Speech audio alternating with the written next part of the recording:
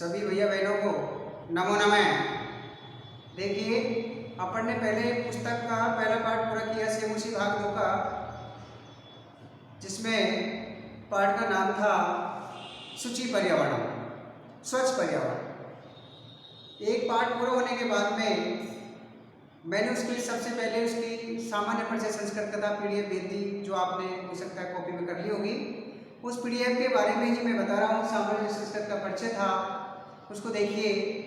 सामान्य तौर पे अपने जो हिंदी है, अंग्रेजी है और उसके बाद में संस्कृत है, तीनों में व्याकरण चलती है। तो व्याकरण शब्द में कौन सा प्रत्यय है, धातु क्या है, उपसर्ग क्या है, ये हमको सामान्य जानकारी होनी चाहिए।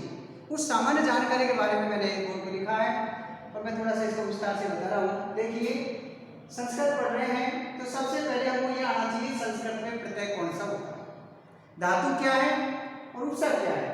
अब यहाँ क्या है, सम तो इसमें उपसर्ग है, क्री धातु में तब पड़ता है, तो रूप पड़ता है संस्कृत। मैंने भी बताया दूसरे नंबर पे था व्याकरण में लिखा हुआ है, इसमें क्या है, वी और आ दो उपसर्ग है। पहला वी है, दूसरा आ है, क्री धातु है, लुट पड़ता है इसमें। इनको मिलाने से व्याकरण शब्द बनता है।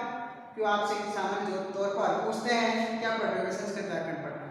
किसी ने पूछ लिया सामान्य जानकारी के लिए व्याकरण में कौन सा प्रत्यय ये बताना। उसी प्रकार से इंग्लिश में भी आप कहेंगे इंग्लिश व्याकरण पढ़ रहे हैं, इंग्लिश ग्रामर पढ़ रहे हैं, ठीक है, हिंदी व्याकरण पढ़ रहे हैं। तो ये सामान्य जानकारी जो हमको होनी चाहिए। संस्कृत भाषा का शाब्दिक अर्थ होता है शुद्ध परिष्कृत परिमार्जित भाषा ही संस्कृत भाषा का अर्थ है। शुद्ध परिष्कृत, शुद्ध होनी चाहिए, परिष्कृत होनी चाहिए, परिमार्जित, तीनों ही परिमार्जित पद है ये।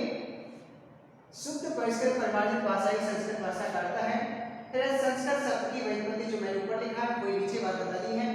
सम उपसर्ग पूर्व का, सम उपसर्ग पहले हो और क्री धातु, की धातु, की धातु कब प्रत्यय है, की धातु में कब प्रत्यय से हुआ है। सम उपसर्ग पहले है, क्री धातु में कब प्रत्यय मिलाने से संस्कृत शब्द का निर्माण हुआ, संस्कृत शब्द बना है। इसके बाद दूसरे शब्द है व्याकरण, दे रखा है। इसकी व्युत्पत्ति में वी प्लस आ, दो उपसर्ग है, पहला वी है, दूसरा आ है। उपसर्ग पूर्व का, दोनों उपसर्ग पहले हैं, क्री धातु में लुट प्रत्यय मिलाने से, लुट प्रत्यय जोड़ने से क्या रूप बनता है, व्याकरण रूप बनता है। वी प्लस आ प्लस क्री प्लस लुट, ये रूप बनता है, ठीक है। इसके बाद में आते शुरू करते हैं अपन सबसे पहले सबसे छोटी चीज से, वर्ण।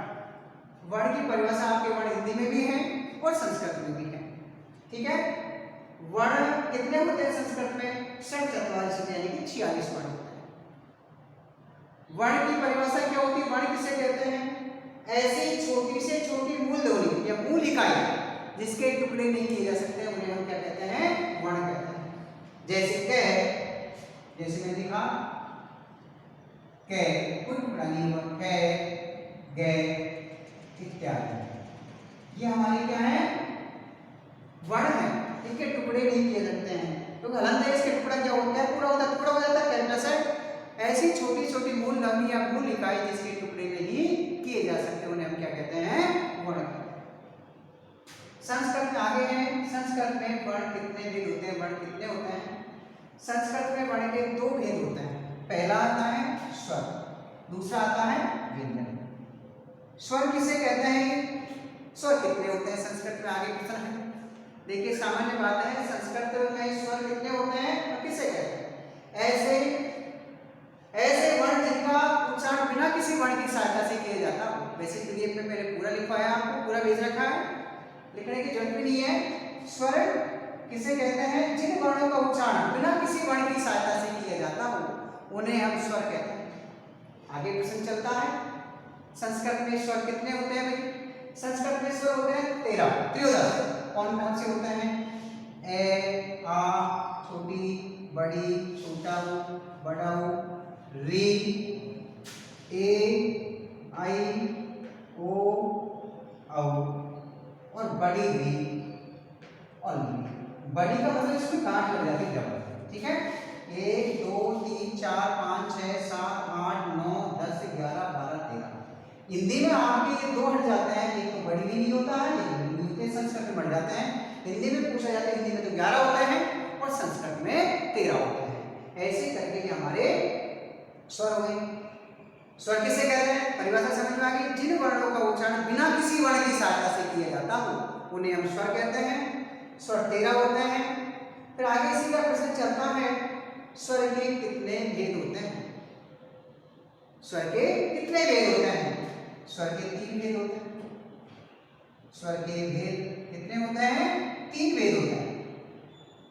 3 भेद होते हैं। 3 भेद कौन कौन से हैं?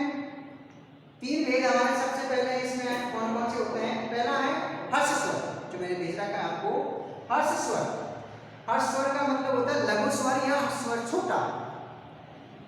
जिन वर्णों के उच्चारण में केवल एक मात्रा का जितना समय लगता हो, केवल एक मात्रा, क्योंकि जिन वर्णों के उच्चारण में एक मात्रा का जितना समय लगता हो उन्हें कहते हैं हम हर्ष स्वर। क्या कहते हैं? हर्ष स्वर। इसी का दूसरा नाम है लघु स्वर यानी छोटा। ठीक है। दूसरा मैंने बताया दीर्घ स्वर और तीसरा है प्लुस्वर।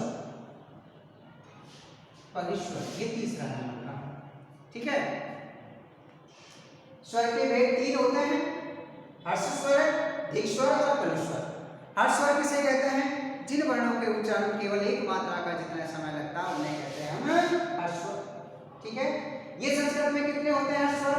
ये संस्कृत में हर्ष स्वर होते हैं 5 होते हैं। कौन कौन से होते हैं? देखो, हर्ष स्वर कितने होते हैं संस्कृत में? 5 होते हैं। ये हर्ष स्वर लिखा मैंने, हर्ष स्वर। परिभाषा बताई थी, जिन वर्णों के उच्चारण केवल एक मात्रा का जितना समय लगता हो उन्हें हम कहते हैं हर्ष स्वर। ये 5 होते हैं। ठीक है भाई। ए, ई, उ, री और री। आगे है दीर्घ स्वर। दूसरे नंबर पे है दीर्घ स्वर। ये किसे कहते हैं? जिन वर्णों के उच्चारण में, जिन वर्णों के उच्चारण 2 मात्राओं का जितना समय लगता हो, कितना समय लगता हो? 2 मात्राओं का जितना समय लगता हो उन्हें कहते हैं हम दीर्घ स्वर। ये कितने होते हैं संस्कृत में? ये 8 होते हैं। कौन कौन से होते हैं?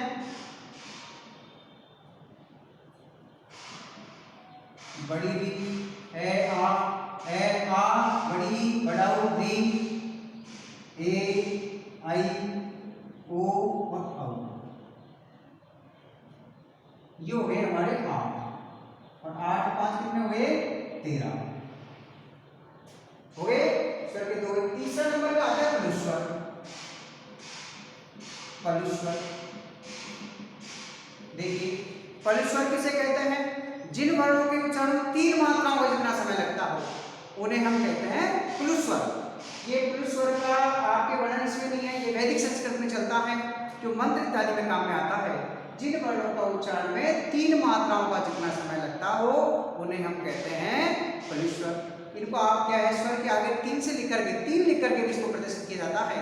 जैसे बहुत ज्यादा समय लगता हो, ओम नमः शिवाय, हो गया। ये 3 मात्राओं का जितना समय लगता हो उन्हें कहते हैं हम प्लुस्वर। ऐसे करके स्वर के बारे में था। इसके बाद में आप दूसरे नंबर पे किस पे आएंगे? व्यंजन पे। ये तो हमारे स्वर के बारे में था, स्वर की जो थी लिखवा दी। इसके बाद में दूसरे नंबर पे है व्यंजन। क्या आएगा? व्यंजन। ये सामान्य जानकारी है, ऐसा कुछ नहीं है परीक्षा में इनमें से कुछ नहीं पूछा जाता है, लेकिन सामान्य जानकारी आपने पढ़ने से पहले, सामान्य आप क्लास में अंदर आया, आपसे पूछा भाई व्याकरण में कौन सा पढ़ता है, ये तो कुछ ने बताया ही नहीं, जबकि सामान्य जानकारी आपको आना चाहिए। ठीक है, ऐसा भी हो। इसके बाद में आता है व्यंजन। व्यंजन किसे कहते हैं और संस्कृत में व्यंजन कितने होते हैं?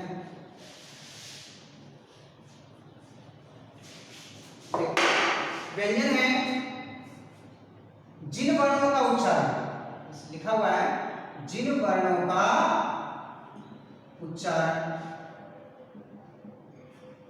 शब्दों की सहायता से किया जाता हो, शब्दों की सहायता से, जिन वर्णों का उच्चारण शब्दों की सहायता से किया जाता हो उन्हें हम क्या कहते हैं? उन्हें व्यंजन कहते हैं।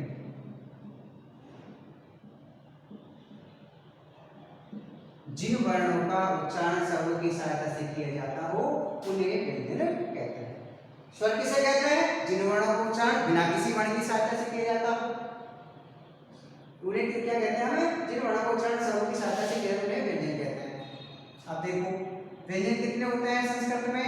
33 होते हैं। त्रस्त, ठीक है।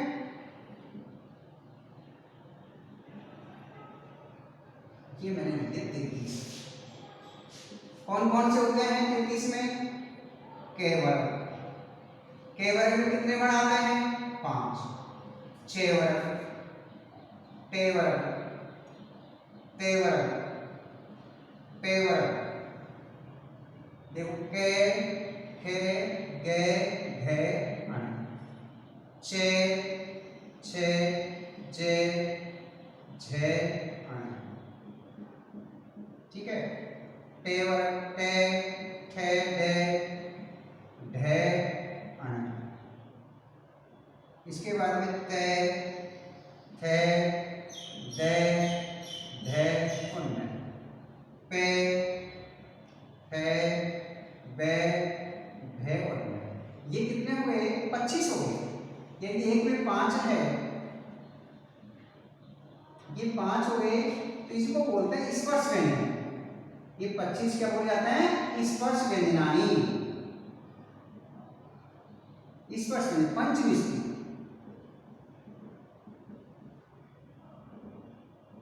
स्पर्श व्यंजन कैसे हैं? क्योंकि इनका जो उच्चारण स्थान है केवल का के, गे, गे, घे, ये आपके कंठ के द्वारा बोले जाता है। इसका स्पर्श क्या है? कंठ है, क्योंकि सूत्र भी है अद्वैत विसर्नाम कंठ। अद्वैत विसर्नाम कंठ है। केवल है और इसका का उच्चारण स्थान क्या होता है? कंठ होता है। इनका उच्चारण स्थान होता है कंठ। इसके बाद में है छेवर। अब छेवर का उच्चारण स्थान क्या होता है भाई?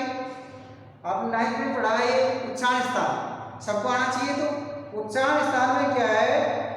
इसका सूत्र है इचु यथा नाम तालु।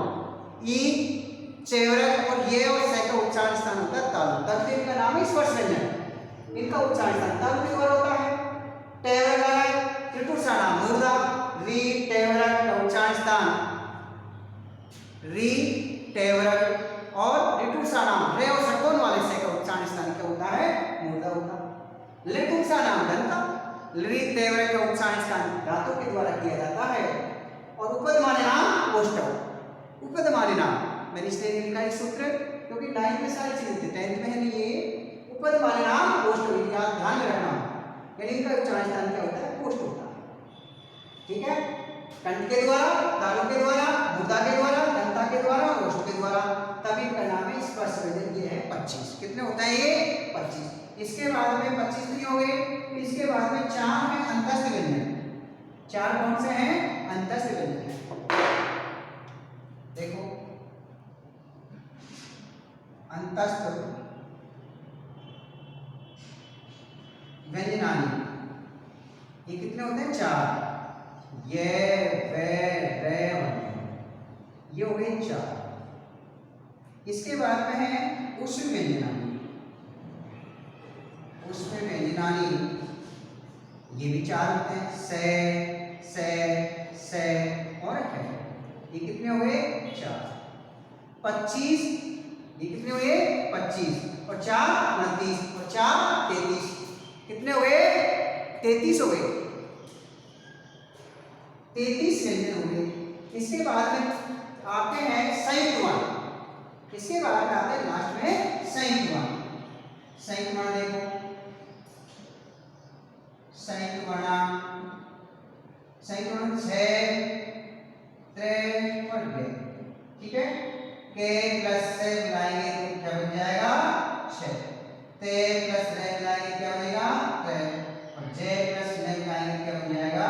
2। इस प्रकार से इनका उच्चारण स्थान होता है। मैंने बता दिया आपको, ये आपके संयुक्त वर्ण है। ये वर्णमाला हुई 33 व्यंजन हुए, 11 स्वर हुए। 11 प्लस 33 कितने होते हैं? 11 प्लस 33 बराबर कितने हुए? यानी 13। 13 क्या होता है? संस्कृत में 13 होते हैं, हिंदी में 11 होते हैं। तो 13 + 33 बराबर 46 मान होंगे, जो मैंने शुरू में लिख दिया था। कितने हुए? 46 मान। इसके बाद में आगे आप जो पढ़ेंगे अगली वीडियो में, फिर माहेश्वर सूत्र से चालू करते हैं। माहेश्वर सूत्र पढ़ेंगे और माहेश्वर सूत्र आप, मैं समझता हूँ शायद कॉपी में PDF जो भेज रखी है उसको आप एक बार पढ़ लेते तो ज़्यादा अच्छा है, क्योंकि जल्दी समझ में आ जाएगा। माहेश्वर सूत्र पढ़ेंगे, माहेश्वर सूत्र के बाद में वो याद भी होना चाहिए। उसमें प्रत्याहार बनाएंगे। प्रत्याहार का मतलब होता है संक्षिप्तीकरण, हम संक्षेप में लिखते हैं। तो संक्षेप में लिखने के कितने प्रत्याहार बनाए जाते हैं? पाणिनि के अनुसार 42 प्रत्याहार होते हैं, उनके बारे में हम जानकारी करेंगे। यह हमको होना चाहिए सामान्य परिचय। आज का मैंने अगले वीडियो में बता दी क्या पढ़ना है आपको, ठीक है।